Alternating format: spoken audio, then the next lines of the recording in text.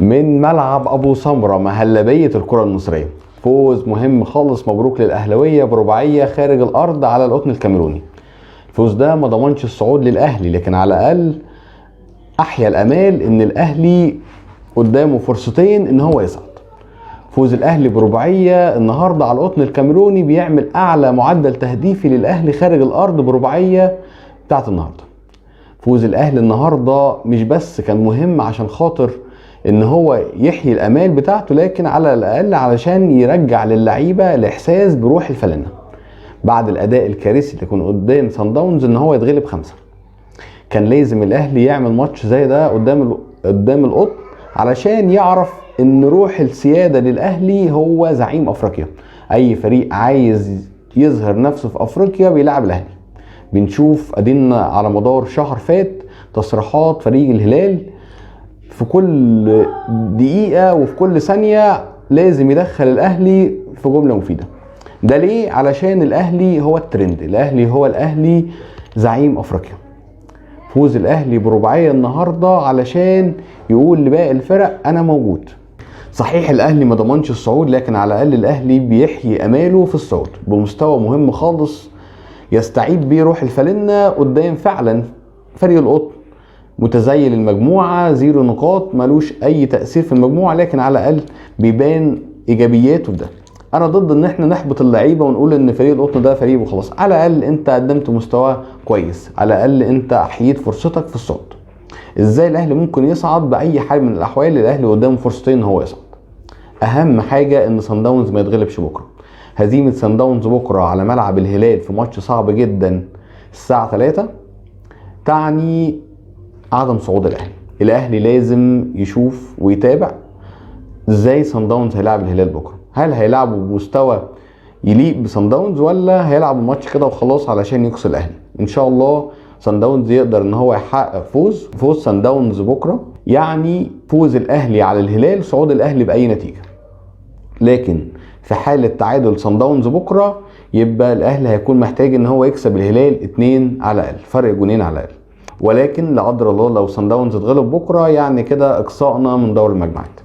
في حالة هزيمة صن داونز بكرة مش نهاية المطاف لكولر. انا شايف كل وسائل الاعلام بتهاجم كولر وبتعتبر ان هو اللي ليه دور كبير خالص في الخروج بخماسية من صن داونز. فعلا هو طبق خطة كانت محترمة لكن ما اتنفذتش على ارض الواقع، وبدل الخطة اكتر من مرة في صن داونز بان هو يغير مكان حمدي فتحي بان هو يلعب جنب معلول او ان هو يلعب قدام زي ما كان بيلعب في اخر ماتشاته، وده عمل ارتباك لحمدي فتحي ان هو غير مكانه اكتر من مرة.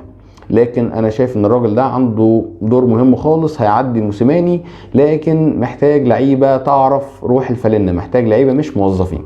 باول فوز خارج الارض في دوري المجموعات وبأكبر فوز خارج الأرض على مستوى التاريخ الأهلي برباعية، وبأول هاتريك خارج الأرض للفنان كهربا مش بس بيقدم مستوى مهم خالص النهاردة، كهربا من بعد الإيقاف وبيقدم أفضل مستويات لاعبي الأهلي.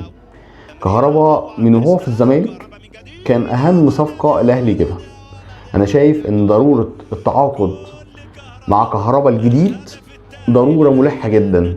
ضرورة سداد غرامة كهربا أهم أولويات الأهلي. أنا شايف أن أهم من التعاقد مع موليكا، رغم أن التعاقد مع مهاجم هيفتح لينا باب كبير خالص في المعدلات التهديفية اللي الأهلي بيضيعها.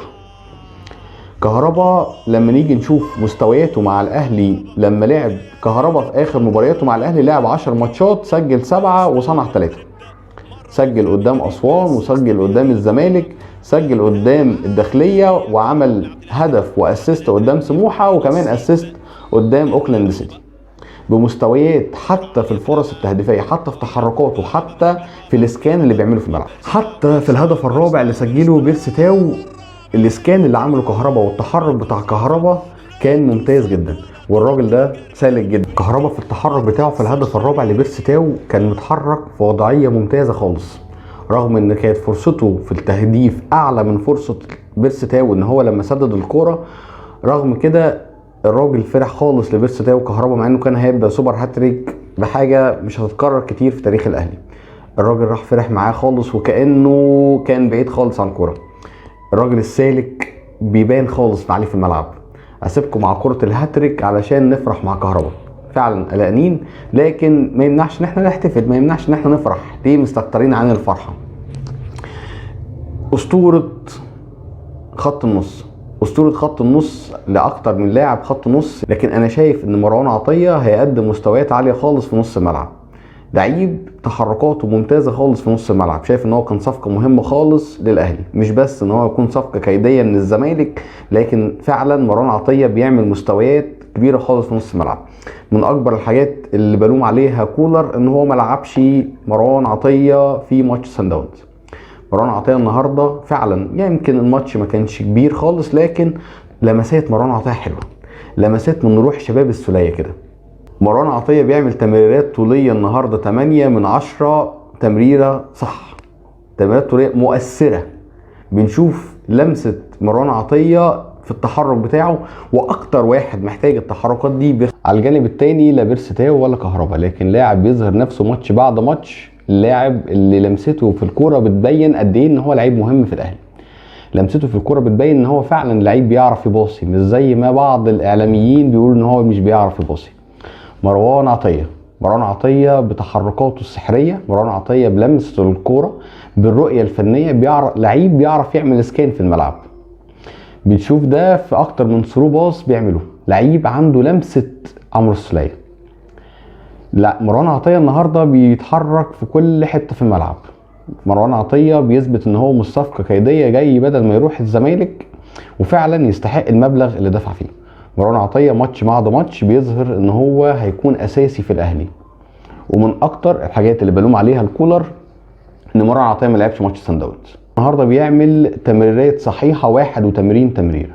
فعلا مروان عطية بيقول ان هو هيكون اساس الفتره اللي جايه لخط نص الاهلي. اتمنى اشوف ثنائيه مروان عطية والقندوسي قدام بيرسي تاو وكهربا. بيرسي تاو لعيب تحركاته الحلوه، حتى في بعض الماتشات اللي بيبقى باين ان مستوى بيرسي تاو ضعيف، ده بيكون علشان تحركاته مش باينه للعيبه.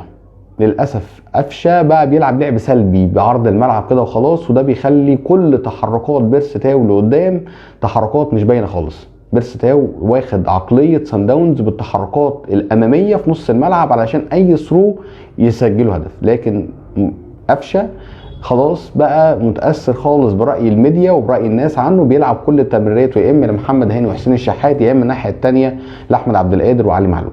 تحركات مش لاعب صانع العاب، صانع العاب ما بيصنعش لعب. قفشه مش هو قفشه، وعلشان كده القندوسي الفتره اللي جايه هيكون ليه دور كبير خالص. اتمنى الاهلي يعدي من دور المجموعات، والاهلي لو عدى لدور المجموعات هيكون اهلي مختلف خالص عن دور المجموعات، والاهلي عمل كده في اكتر من سنه.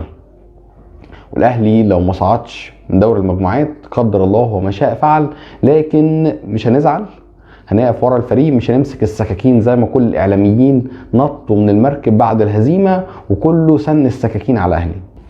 هنفضل داعمين للاهلي في حاله الفوز، هنفضل داعمين للاهلي في حاله الهزيمه. مش هنعمل زي كل الاعلاميين لما عملوا بعد الهزيمه وكله طلع سن السكاكين على الاداره وعلى مستر كولر. بنشوف كل الاداره اللي كانت، كل الاعلاميين اللي كانوا بيهللوا الاداره، ورغم ان الجمهور كله انتقد الاداره علشان خاطر ما تعاقدوش مع مهاجم، كله فرح وكله قال ان موجود بيرسي تاو وموجود محمد شريف والناس كلها انتقدت ده من الجمهور. لكن كل الاعلاميين اللي كانوا بيسقفوا للاداره، كل الناس اللي طلعوا وانتقدوا الاداره ان هم ما جابوش مهاجم.